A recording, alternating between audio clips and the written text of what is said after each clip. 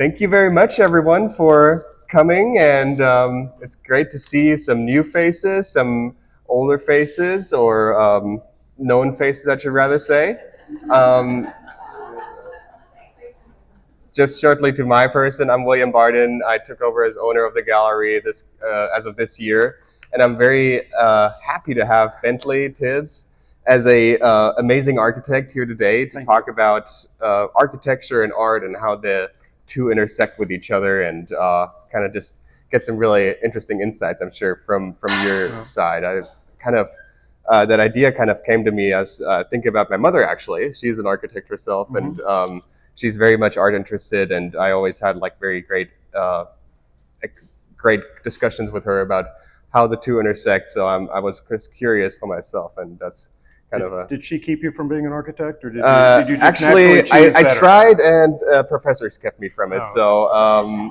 So it was not meant to be. I think so. Mine should have. So there you go. So let's dive right in about I guess a very obvious question. Just looking at art and architecture is the process, like your creative process. Do you get inspired at all by artists, and if so, do you have any particular artists or movements that inspire you and your work? Well, yes. One, I want to say thank you, and thank you to all of you for being here. I know a lot of the faces, and some faces are new, and I appreciate you all being here, and thank you. But I know there are a lot of design people in the audience, and there are architects in the audience. You're a design person. Yes. I'm a design person. We all are inspired by different things. And, in school and still now, they're the biggies. There's, Edward Hopper, all those kind of things. But we also. Okay. I'm glad you did that, because this is new to me, so I'm glad you did that. So thank you.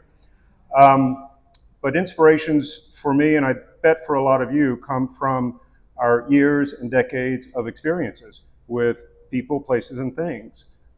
Things that are famous and big and everybody knows, but I bet mostly, at least it is for me, the things that are intimate and personal or little that no one knows about. So there are, just growing up, Kay knows this, my father, a couple of professors from school, and Frank. I used to work with Frank Welch. Those are the milestones of mentorship and inspiration. But for most of my career, this year is 25 years of having my own firm. Most of the inspiration has come from the day-to-day people that I work with, the builders, the mill workers, the artists, the designers. They all see the world in a different way from each other, and certainly for me. And pretty much all of the ones that I know are just really good people. And they want to say, oh, by the way, here, this is what I know, and tell me what you know. And it's that interaction that I think is the most inspiring for me in my work. It allows me to build on the foundation that those mentors allowed me to start. It's really inspiring, and that actually, I think, leads me to my next question as well. It sounds like, at least, but maybe you can elaborate on it. Do you see your creative practice as an architect as a form of fine art yourself? Do you view your practice as a work of making art? Well, sometimes I don't know how fine it is, but yes, it absolutely is. It is as much as it is for a designer, a painter, an artist, other architects like Kelly and Sean in the back, a writer, a musician. Anything can be done really well, anything can be done very poorly. So if you're lucky enough to find that thing that you might be good at and are allowed to be in an environment that allows yourself to nurture it and be around other people, it has to elevate itself into an art. Whether it's fine or not is a whole other thing. Yeah. I think all arts should be sophisticated, and some of those are fine. All fine arts are sophisticated, but not all. You know what I'm saying? Yes. Not all art is fine. It's but all of them should depends be sophisticated. the way you look Yeah. at them and perceive them, but there should always be sophistication involved. Yeah, And there should yeah, be a it should level be, of something that inspires you to think. yeah, Either it makes you angry and question something, or it gives you delight and joy, but still colors the way you see the world. And if a building or a space or a painting or song or play or a dance can do that, it's just an amazing thing. And if you can be involved in that in any way and make somebody's life better through that, it's just, I'm the luckiest kid in the world to be able to do that. that's amazing. That's so good to hear. Great. Well, a lot of often artistic expression comes through using materials and the tools that we use to, not me personally, but people use to um, express themselves. So, how do you think about materials like stone, wood, glass in your practice, and how do you make use of those to make that artistic expression happen? The materials are always a vehicle for light, preferably natural light. So if I can get to know a site, get to know a client, and what's important to them, um, whether it's important to me or not, if it's important to them, I need to kind of begin to understand why. And if I can take a limited palette of materials and choreograph those things together so that they are allowed to be draped in light at different times of day, different days of the year, different seasons of the year, in a way that it all expresses what's important to them, not just being pretty, but if they have an idea of something that is meaningful, if I can give form, someone gave form to an idea.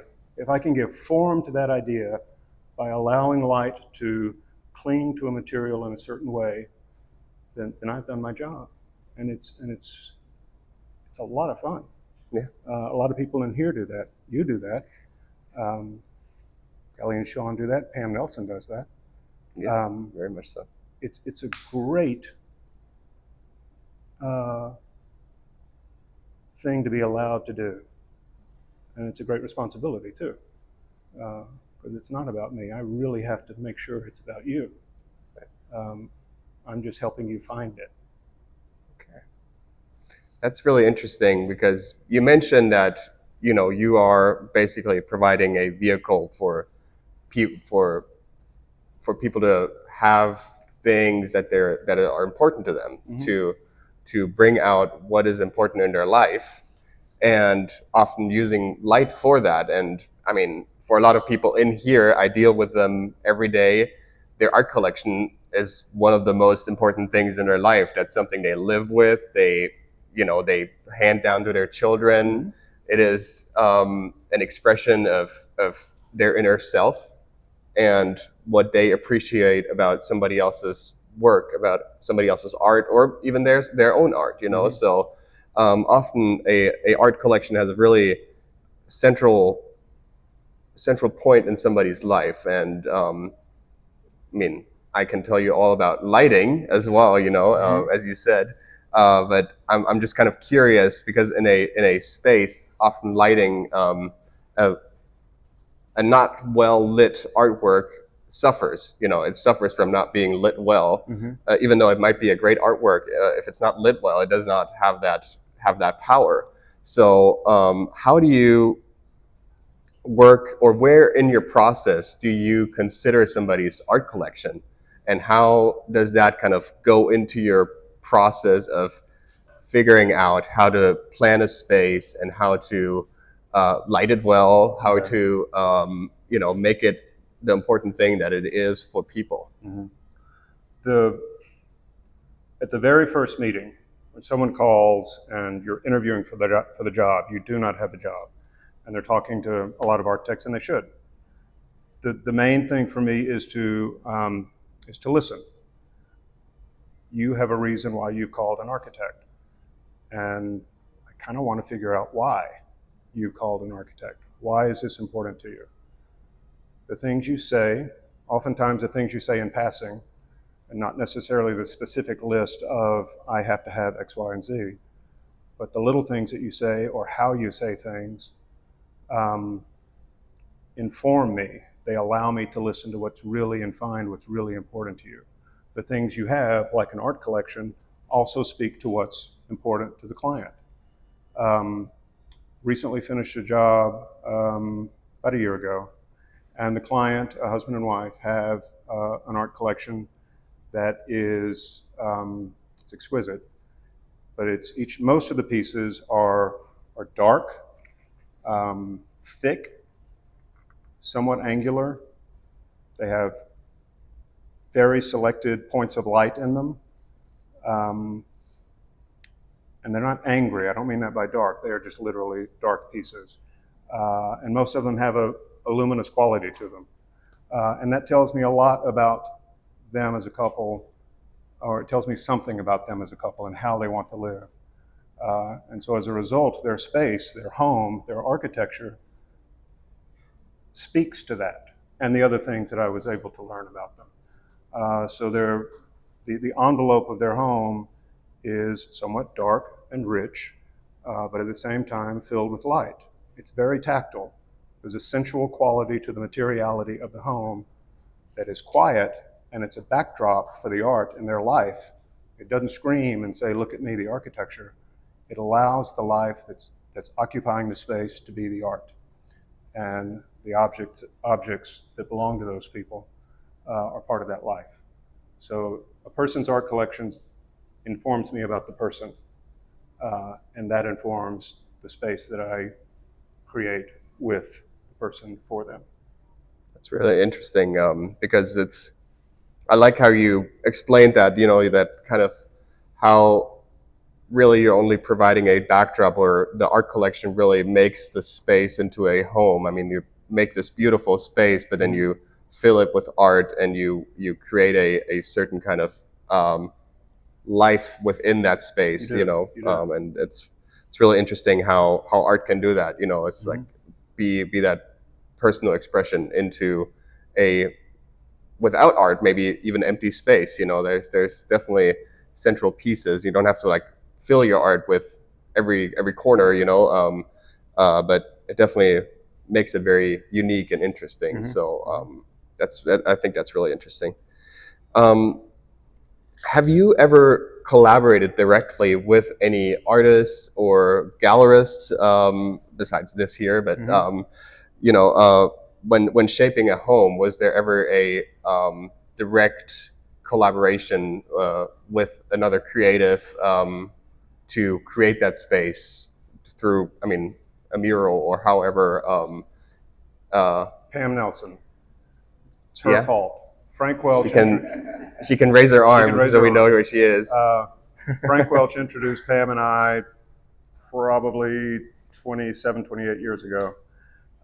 There was a Montessori school that had hired Frank. It was a very low budget project. The school had bought a pre-engineered metal building and wanted Frank to make it wonderful. And Frank designed the building. I did not design the building. Frank designed it. But they also wanted a lot of color. And Frank was not known for using a lot of color. And he and Pam were friends from Midland. And he recruited Pam, and he put me to work on the project in the office. And I just, like I do with a client, with Pam, I listen. And she has this effortless way of manipulating color that is at the same time very sophisticated, like we talked earlier, but there's a very casual, playful quality to it that just brings joy to anyone who sees it. And she's like that. So that's a prime example of the art that we have or the art that we make speaks so much about us as a person. And so if it's a client that I'm learning about or a fellow artist that I'm getting to collaborate with, that's the goodie. That's the fun part. Finding out what's important to them and realizing that they want you to learn and they're allowing you to learn and they want to learn from you. So it's that kind of collaboration is always great. On my own house, this person right here, Kay Harris, helped me with color, helped me with fabrics. We had a few pieces of furniture made. And I've been in that house 19 years now. Wow. And I hope I never leave that house. In large part because of our collaboration, that home, it's very simple, and it's pretty modest, but it's one of the best spaces I've been in. And not because of me, but because of the people that I collaborated with that helped make it better. Yeah. So that dialogue, I think, with another artist is what you enjoy and like have fun with, and just being able to create maybe what's beyond the imaginable. You're like kind of it's greater than the sum of its pieces, maybe. Otherwise, why the hell do it? Right. It's just I don't understand. Yeah. There's some of the trades I get to work with. Just yesterday, there's a cabinet maker. She's cabinet, millwork, woodwork, furniture. Her name is Rachel Spire, and she worked with a millwork company that I worked with, and she was in charge of the project. And she's amazing. She can bring the impossible into reality, and watching her work and knowing that she wants to work with you, she doesn't take it over, is pretty amazing. And she has gone out on her own about 3 months ago, and I went to see her new shop yesterday, and she's just, I never know how old people are. She's probably 40. I don't know. But she's like a little kid, and she's gone out on her own. It's scary. It's exciting. And she's one of those artisans. It's too easy to say she's just a cabinet maker. Right. She's an artist. Yeah. And I get to work with her, and it's great. Yes. Yeah.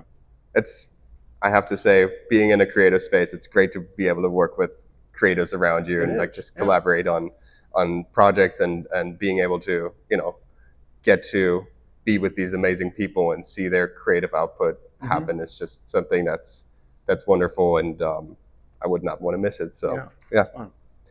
So what is an example, or maybe how do you create a space with the future in mind? So often, as we said, art collections, for example, are changing. They're expanding. Maybe they're shrinking because people, want to hand pieces down to their children, or have, their life happens, and people change. How do you prepare a space for potential change without, if you in the planning process have, say, for example, there's this space is intended for a painting, and then that painting at some point does not exist anymore. How do you work with that? How do you make a space transformable, or be able to morph into something that people will still live with later on? I think primarily two things. One, always listen. Listening is always the first thing. But for me, the second thing has always been, whatever the hell the current trend is, don't do it. There's a reason there's a reason they are called trends, because next week it'll be something else. So listen to your client, listen to the site, listen to the things they have, and figure out why they're important to them. There's another house that got finished about a little over a year ago, and it's a husband and wife couple. They do not have children. They have dogs, and the dogs are everything. And horses are a big part of their life as well. So it's kind of a rambling house. The footprint is somewhat rambling, but on its interiority, it's completely organized by an axis from one end of the house to the other, and all of the spaces deviate off that axis. So one end of the house is about dogs. It's the kennel, it's the training room, it's grooming. There's the van that they use to go to dog shows, the Sprinter van. It's all about dogs. And that's the terminus, one end of that axis. And a couple of 100 feet at the other end of the house is the other terminus, and they have this massive painting of a horse, just the frontal of a horse. That's the other terminus. That's the bookend.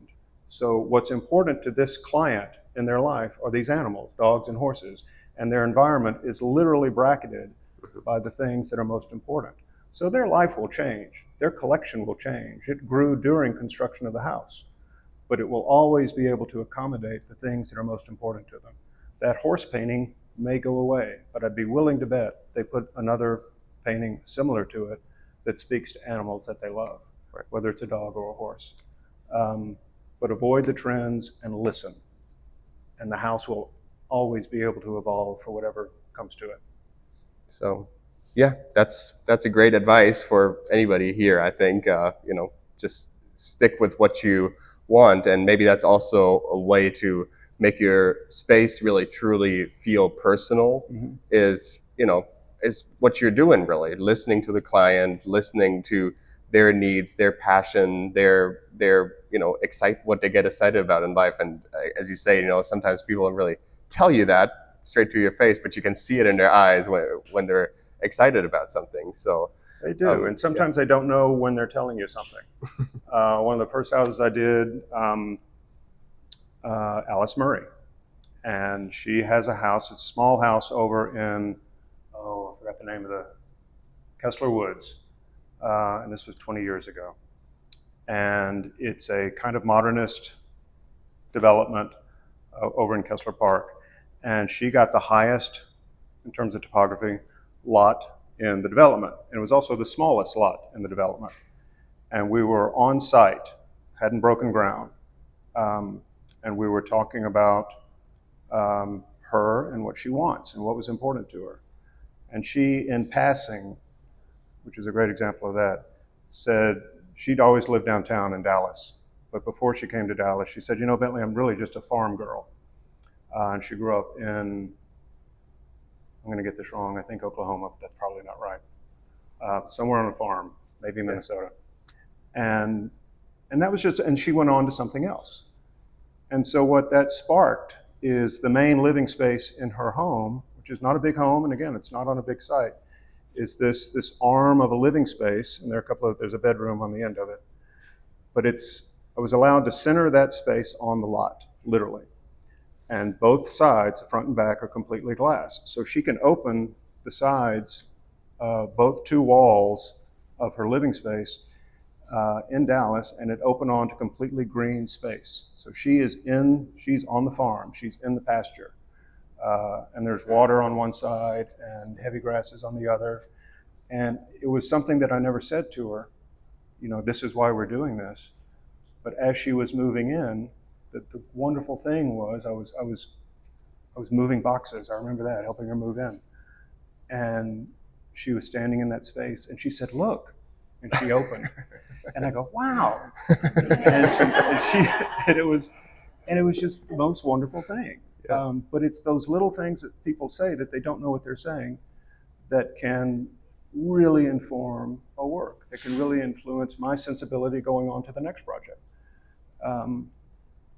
I'm rambling now. But I love it. It's you're taking me in. So, and I think that's really wonderful to see. Like having that reaction to a space, and people kind of discovering their own space. And I think what is a big part of that is the first impression when you walk into a space and you kind of are taken in within a space. And I just want to find out what do you hope that people feel like when they come into a space for the first time, and will it make them feel, or what is the first kind of impression that you hope them to have? Calm and delight, with something a little bit off. All of our lives are so busy and crazy and all that kind of stuff. And your home should be this great, wonderful place. And you should be able to completely unplug, completely just be. It's a cliche to say sanctuary, but that's really what it should be. But I personally like, if there's one thing that's just a little off, but it's still completely about the homeowner, whether it's a piece of art, whether it's a color, whether it's a surface, whether it's a quality of light, that off thing further articulates everything else. Everything else is more calm and quiet and restful because this one thing is a little agitating. In a beautiful way, but it's a little agitating. I think if there's absolute complete consistency, not always, but there can be the danger of a space being benign or dull. Beautiful, lovely, all of that, but until it's animated by either that thing that's off or a wonderful quality of light, or the person themselves, it really doesn't become architecture. It can be an exquisite, quiet, calm space, but until you and your things are there, it's it's really kind of nothing. And I shouldn't say that because I helped you make it, but it really isn't anything. Yeah. You've got to get in there and you've got to animate it so that that calm and quiet can happen. Yeah. Exactly. That is a punctuation right there. Yes, and it's funny that you say that because I feel like that about certain art pieces as well. Oh. I feel that there is a certain kind of quality that completes a piece of art by throwing you off a little bit. It'll deal with you longer. You will deal with it longer. Yeah. You're finding out why did this person do that, or maybe only discovering it later on and just having a internal discourse with this kind of piece or detail that is just either not quite right, or it gives you a certain kind of unsettling energy. And I think that's, I mean, to a certain extent, obviously, don't want to look at it and be. It's true, but it affects your perspective. Yeah. It really affects colors, layers, whatever you want to put on it, how you see the space, hopefully how you see yourself and how you see the world. Yeah. And not in a jarring, you must X, Y, Z, but in a very subtle kind of undercurrent way, gets into you, and you want it to. Right. And it makes you somehow better. Yeah, maybe that's it. And oh, by the way, it is pretty. Yeah. But the pretty right. is the byproduct. We're trying to create beautiful stuff. But things it here, happens right? based on the process. It will be beautiful because you went through all of these things. This is beautiful because he's done this research, he has this technique, he has all of this. And oh, by the way, he's great with a paintbrush. Right. But it's exquisite for so many other reasons than him being good with a paintbrush. Right. And architecture is the same way. So. Well, I think that's a great punctuation again, and I think